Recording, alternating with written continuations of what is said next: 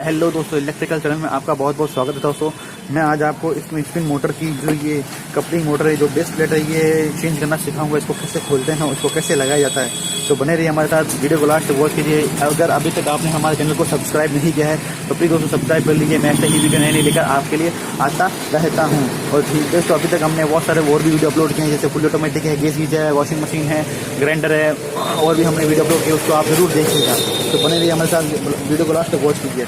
तो देखिए दोस्तों, सबसे पहले हमें इसको खोलने के लिए हमें इस तरह की टॉमी की आवश्यकता होगी। ठीक दोस्तों, जो कि एक 8 नंबर जो ये 8 mm की इसके अंदर लगी हुई है। तो हम सबसे पहले इसको खोलेंगे।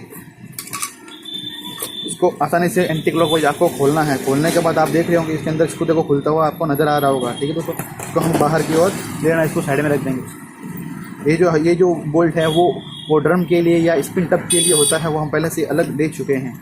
ये देखिए दोस्तों, आपको आप करना क्या है,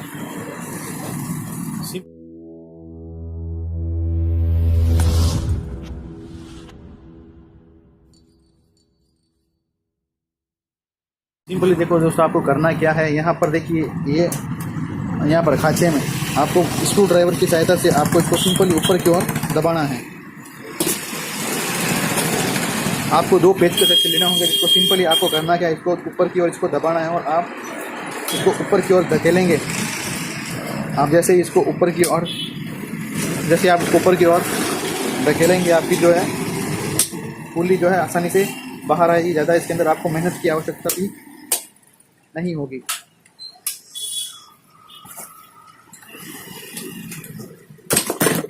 ये देखिए दोस्तों, ये कितनी आसानी से ये पुली आपकी बाहर आ चुकी है। आप 2 पेचकस की या स्क्रू ड्राइवर की सहायता से आपको दोनों माइनस वाले पेचकस लेने होंगे, जिससे आपके आसानी से ये बेस प्लेट जो है बाहर आ जाएगी।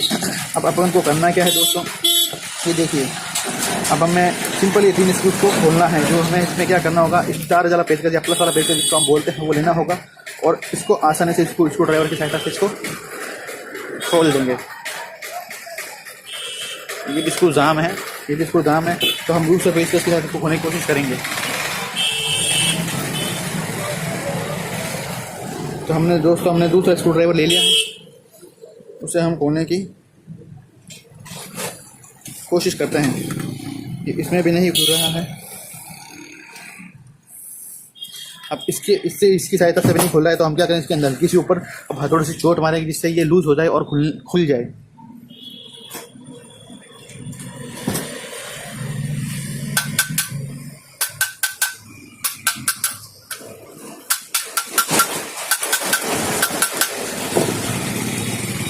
स्क्रू ड्राइवर से एक बार को और कोशिश करते हैं इसको खोलने की।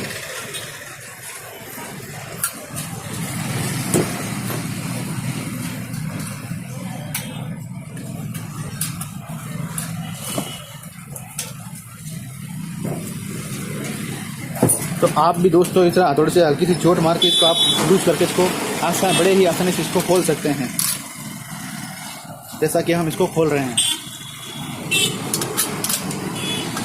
तीनों स्क्रूज खोल के हमने इसको खोल दिया। एक बात का दोस्तों ज़रूर ध्यान रखना कि इस बेस प्लेट को जिस तरह से फिटिंग होया हुआ था, हमको भी उसी तरह से वापस फिटिंग करना है, ताकि जो ये ब्रेक की जो साइज़ है वो बिगड़े नहीं।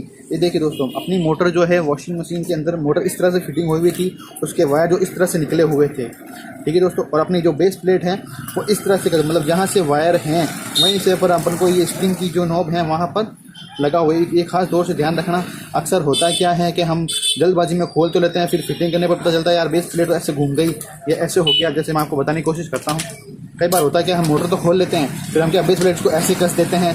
कई मिस्त्री ऐसे होते हैं जिसको ऐसे कस देते हैं, फिर जब मोटर फिटिंग करने जाते हैं तो उसको ऐसे लगाते तो हैं वो लाए, लेकिन वायर की जो वो पीछे चले जाते हैं। तो इस बात का खास तौर से आप लोगों को ध्यान रखना है।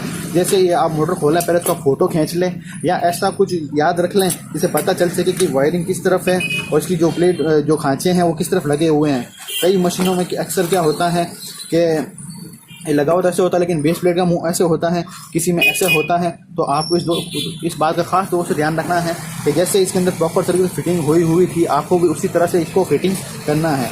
तो ठीक है दोस्तों, अब हम इन बेस प्लेट को पुल्ली को नई मोटर में जोड़ने की कोशिश करते हैं।